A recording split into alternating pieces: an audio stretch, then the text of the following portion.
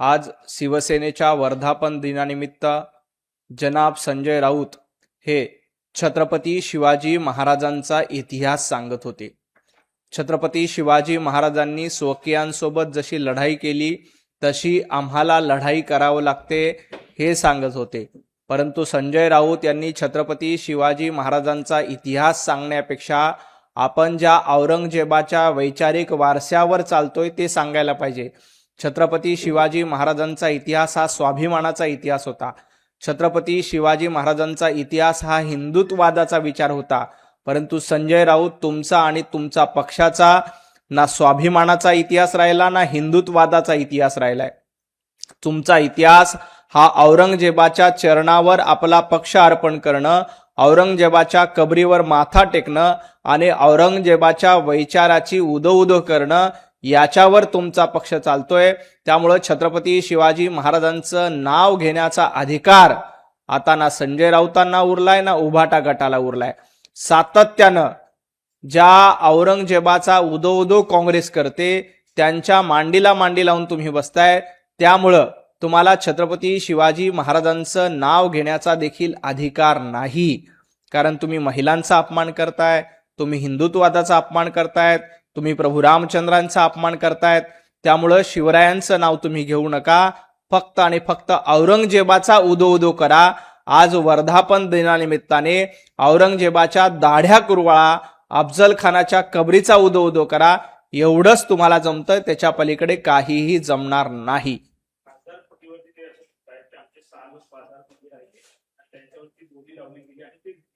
संजय राऊत 2019ला सगळ्यात मोठा बाजार तुम्ही मांडला।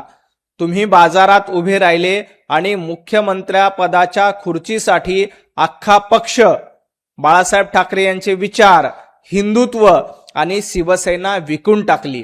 2019ला सर्वात मोठा बाजार संजय राऊतांनी मांडला होता, उद्धवजी ठाकरे यांनी मांडला होता आणि त्या बाजारामध्ये मुख्यमंत्री पदाच्या खुर्चीच्या पोटी आपल्या वडिलांचे विचार विकले, हिंदुत्व विकलं, 60 वर्षाची शिवसेना विकली।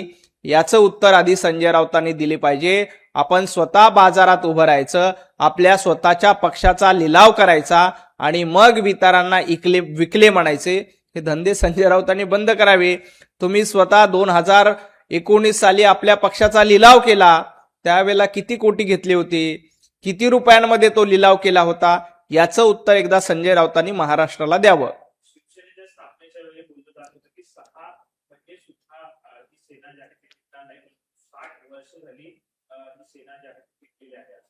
60 वर्ष वंदनीय हिंदू हृदय सम्राट बाळासाहेब ठाकरे यांच्या विचारामुळे ही शिवसेना टिकली आणि मुळामध्ये मूळ शिवसेना ही एकनाथजी शिंदेंसोबत आहेत, कारण ते बाळासाहेब ठाकरेंचे विचार म्हणतात, ते छत्रपती शिवाजी महाराजांचे विचार म्हणतात। तुमच्यासारखं काँग्रेसच्या मांडीला लावून जाऊन बसले नाहीत, तुमच्यासारखं औरंगजेबाचा उदो करत नाहीत, तुमच्यासारखं राम मंदिरांवर टीका करत नाहीत।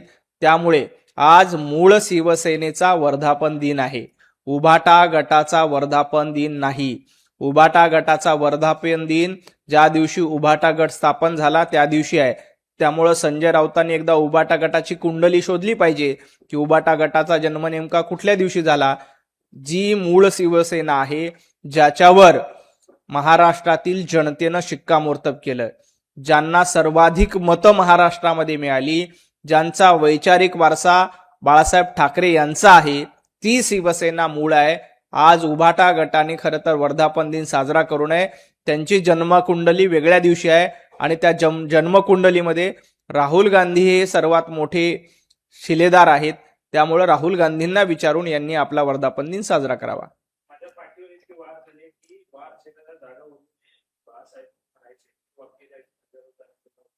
नाही, खरं तर संजय राऊतांनी बाळासाहेब ठाकरेंचं देखील नाव घेऊ नये, कारण बाळासाहेब ठाकरे यांनी हिंदुत्वासाठी वार झेलले होते। बाळासाहेब ठाकरे यांनी वैचारिक लढाईसाठी वार झेलले होते। तुम्ही फक्त खुर्चीसाठी आणि सत्तेसाठी वार करतायत आणि ते वार कुणावर करतायत तर स्वकीयांवर करतायत। बाळासाहेब ठाकरे सर्वसामान्य नागरिकांना भेटायचे, त्यांचे प्रश्न सोडवायचे, मातोश्रीचे दरवाजे सर्वांसाठी खुले असायचे। आज उद्धवजींच्या काळात, संजय राऊतांच्या काळामध्ये मातोश्रीचे दरवाजे बंद आहेत। त्यामुळे तुम्ही बाळासाहेबांचं नाव घेताना त्यांच्या विचारांचा वारसा कोण चालवतंय हे बघा. बाळासाहेब ठाकरेंनी कधीही काँग्रेसची युती केली नव्हती, कधी काँग्रेसच्या मांडीला लावून बसले नव्हते. उलट बाळासाहेब ठाकरेंनी सोनिया गांधींचा उल्लेख करप्शन क्वीन म्हणून केला होता. एवढंच नाही तर माझी काँग्रेस होत असेल तर माझं दुकान बंद करेल, हे वंदनीय हिंदू हृदय सम्राट बाळासाहेब ठाकरे यांचं वाक्य. परंतु संजय राऊत हे सोयीस्करपणे विसरतात, त्यांना विस्मृतीचा आजार झालाय. काँग्रेस पक्षाच्या जीवावर हे 6 वेळा निवडून आले. काँग्रेसमुळे ते स्वतंत्र झाले. मुळामध्ये काँग्रेसच्या जीवावर कोण निवडून आलं हे देखील महाराष्ट्राला माहिती आहे. परंतु संजय राऊत तुम्ही आता फक्त काँग्रेसच्या मांडीला मांडी लावून बसणार नाहीत, तर आपला उभाटा गट काँग्रेसमध्ये विलीन करण्याचा प्रयत्न करतायत. उभाटा गटाचं काँग्रेसमध्ये विलिनीकरण करणं हा तुमचा अजेंडा आहे आणि याला काही लोकांनी विरोध केला, त्यामुळं तुमच्या पक्षाला सोडचिठ्ठी दिली. आजपर्यंत तुम्ही काँग्रेसच्या शेजारी जाऊन बसला तिथपर्यंत ठीक होतं, राहुल गांधींच्या शेजारी जाऊन बसला तिथपर्यंत ठीक होतं. परंतु आता ज्या पद्धतीनं शरद पवारांचा पक्ष काँग्रेसमध्ये विलीन करावा याचा प्रस्ताव मांडताय, ममता बॅनर्जींचा पक्ष काँग्रेसमध्ये विलीन करावा याचा प्रस्ताव मांडतायत, तसंच संजय राऊत उद्या उभाटा गट देखील काँग्रेसमध्ये विलीन झाला पाहिजे असा प्रस्ताव मांडणार आहेत. त्यामुळं या खासदारांनी तुम्हाला विरोध केला म्हणून ते सोडचिठ्ठी देत आहेत. उद्या संजय राऊत हे आपला उरला सुरला उभाटा गट देखील काँग्रेसमध्ये विलीन करणार आहेत. हेच त्यांचं स्वप्न आहे आणि यासाठी त्यांनी सुपारी घेतली आहे. काँग्रेसच्या मावशीला काँग्रेसचा धिक्कार का? गिरीशजी महाजन यांना भारतीय जनता पार्टी सोडून जावं यासाठी संजय राऊत तुम्ही अनेक वेळेला प्रयत्न केले. तुम्हाला आठवत असेल तर महाविकास आघाडीचं सरकार असताना मोकोकासारखा खोटा गुन्हा लावण्यासाठी गिरीश महाजनांच्या विरोधात षडयंत्र कुणी रचलं होतं, त्याचा भांडाफोड तत्कालीन विरोधी पक्षनेते माननीय देवेंद्रजी फडणवीस साहेबांनी विधानसभेमध्ये केला होता. तुम्ही गिरीश महाजनांच्या विरोधात मोकोका लावण्यासाठी प्रयत्न केले होते. खोटे ड्रग्ज ठेवायचे, कारवाई करायची, हे स्वप्न तुमचं होतं. गिरीश महाजनांना भाजपपासून दूर करण्यासाठी तुम्ही अनेक षडयंत्र रचले, परंतु त्या षडयंत्रांना कधी यश आलं नाही. संजय राऊत अर्धा तास काय 2.5 वर्ष 5 वर्ष तुमच्याकडे ईडी सीबीआय दिली, तरीही भारतीय जनता पार्टीचा साधा कार्यकर्ता तुम्ही फोडू शकला नाहीत. 2.5 वर्ष महाविकास आघाडीचं सरकार असताना आमच्या अनेक कार्यकर्त्यांवर खोटे गुन्हे दाखल केले, आमच्या अनेक कार्यकर्त्यांना तुरुंगात डांबण्याचा प्रयत्न केला, परंतु भारतीय जनता पार्टीचा एक कार्यकर्ता तुम्हाला फोडता आला नाही. तुम्ही काय ईडी द्या सीबीआय द्या याच्या गप्पा करताय, ती तुमची अवकात नाहीये. कारण ईडी सीबीआयच्या माध्यमातून पक्ष फुटत असले तर काँग्रेसचं राज्य आयुष्यभर गेलं नसतं. एवढा गैरवापर काँग्रेसनं ईडी आणि सीबीआयचा केलेला आहे. ते म्हणतात की ईडी सीबीआय माझ्या हातात नाही, 7 तुकडे काय, तुमच्या गटाचे 70 तुकडे झालेत ते बघा, 70 ठिगळं उबाटा गटाला लागले ते बघा. रोज एक कार्यकर्ता, रोज एक आमदार, रोज एक नगरसेवक तुम्हाला सोडचिठ्ठी देतोय. भारतीय जनता पार्टीचे तुकडे करण्याचं स्वप्न संजय राऊतांनी बघू नये. तुम्ही हे स्वप्न बघत असाल तर तुमचे स्वतःचे किती तुकडे झालेत, आपल्या बुडाखाली किती अंधार आहे याचा विचार करा. भारतीय जनता पार्टीचा एक कार्यकर्ता, माझं संजय राऊतांना चॅलेंज आहे, भारतीय जनता पार्टीचा एक कार्यकर्ता फोडून दाखवा. भारतीय जनता पार्टीचा एक कार्यकर्ता आपल्या पक्षामध्ये घेऊन दाखवा. उबाटा गटाची ती देखील लायकी नाही. संजय राऊत, तुम्ही ज्या भांडूपमध्ये राहता तिथं वर्षानुवर्ष भारतीय जनता पार्टीचा नगरसेवक निवडून येतोय. तुम्हाला तुम्ही राहत असलेल्या वॉर्डामध्ये तुमच्या उभाटा गटाचा नगरसेवक निवडून आणता येत नाही. आमच्या सारिकाताई पवार 3 टर्म झाल्या भांडूपमध्ये संजय राऊत यांच्या वॉर्डामधून निवडून येतात. तुम्हाला तुमचा वॉर्ड सांभाळता येत नाही आणि तुम्ही निघाले भारतीय जनता पार्टीचे 7 तुकडे करायला. आधी आपला वॉर्ड सांभाळा, वॉर्डमधला नगरसेवक स्वतःचा निवडून आणा आणि मग भारतीय जनता पार्टीचे 7 तुकडे करण्याचं स्वप्न बघा. गटाचे जे खासदार शिंदेच्या पक्षात त्यांना एकाला मंत्रिपद जे आहे ते दिले आहे आणि बाकीच्यांना 25 कोटी रुपये जे आहेत ते दिले जाणार आहेत. संजय राऊत 25 कोटी रुपये देऊन जर का माणसं फोडता आले असते तर तुम्ही साधारण कोविडच्या काळामध्ये रोज 100 कोटी या हिशोबाने 9,000 कोटी रुपये कमवलेले आहेत. या 9,000 कोटी रुपयापैकीचे पैसे तुम्ही जर का खासदारांना आमदारांना विकत घ्यायला दिले असेल तर देशभरातले 300 खासदार तुम्ही विकत घेऊ शकता, एवढी तुमची कॅपॅसिटी आहे.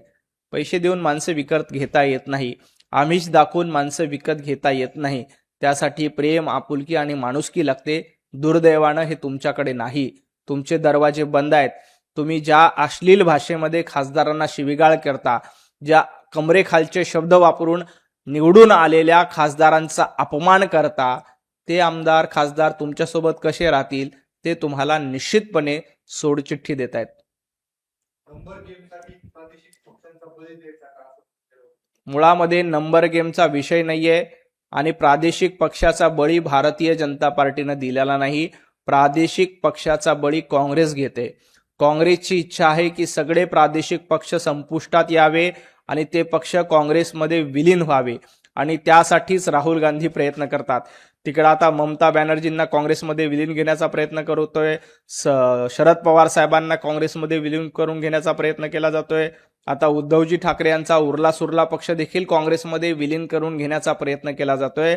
प्रादेशिक अस्मिता आणि संजय राऊत यांचा काहीही संबंध नाही. संजय राऊतांची अस्मिता, संजय राऊतांची निष्ठा ही फक्त काँग्रेसच्या पायाशी, राहुल गांधींच्या चरणाशी शिल्लक आहे. 2029 मध्ये राहुल गांधींच्या नेतृत्वात केंद्र सरकार तयार करणार याची अमित शहा आणि मोदीला दिली. 2029ला राहुल गांधींच्या नेतृत्वामध्ये केंद्रात सरकार येईल.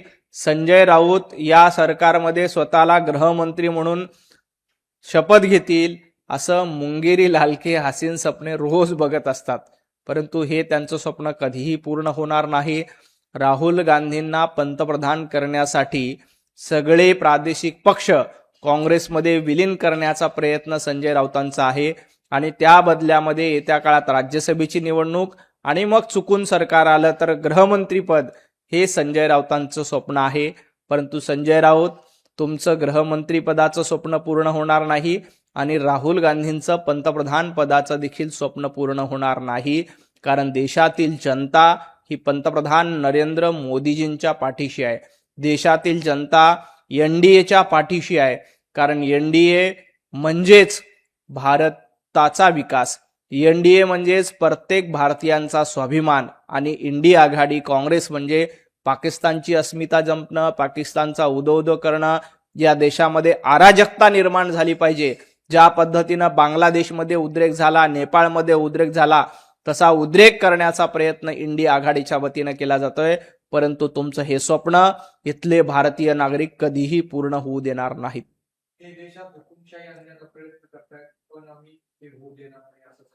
सगळ्यात मोठे हुकुमशहा आज संजय राऊत आहेत, कारण त्यांची जी भाषा आहे, त्यांचं जे वक्तव्य आहे, ते जे सांगतायत की तुडवा फोडा, तुडवा म्हणून सांगणारे संजय राऊत यांना लक्षात ठेवा, एक दिवस महाराष्ट्रातील जनता तुम्हाला तुडवल्याशिवाय राहणार नाही आणि मतांच्या माध्यमातून तुम्हाला तुडवण्याचं काम हे महाराष्ट्रातल्या जनतेनं वेळोवेळी केलं. मतं न देता तुम्हाला तुडवून भोपळा देण्याचं काम हे महापालिकेच्या निवडणुकीला झालं, जिल्हा परिषदेच्या निवडणुकीला झालं. त्यामुळे तुम्ही काय तुडवा वगैरे असं सांगताय, त्याकडे काळं कुत्र देखील बघणार नाही आणि बघत देखील नाही, हे देखील त्यांनी लक्षात ठेवावं. माजी मंत्री बाबा त्यांची शरद पवार गट जो आहे तो काँग्रेस मधला सुद्धा एक गट जो आहे तो मुळामध्ये काँग्रेस असेल, शरद पवार साहेबांचा राष्ट्रवादी असेल किंवा उभाटा गट असेल, हे आता सगळे राहुल गांधींच्या चरणाशी लीन होऊन आपला पक्ष काँग्रेसमध्ये विलीन करण्याचा प्रयत्न करतात. आता काही खासदारांना, काही आमदारांना काँग्रेसमध्ये विलीन व्हायचं नसेल तर ते त्यांचा वेगळा विचार करू शकतात. प्रत्येकाला वेगळा विचार करण्याचं स्वातंत्र्य आहे. त्यानुसार धर्मराज बाबा आत्राम यांनी ते वक्तव्य केलं असेल. परंतु एक गोष्ट नक्की आहे की जर राष्ट्रवादी शरदचंद्र पवार गट, उभाटा गट हे काँग्रेसमध्ये विलीन होणार असतील तर त्यांच्यासोबत कोणीही काँग्रेसमध्ये जाणार नाही. एबीपी माझा, उघडा डोळे बघा नीट.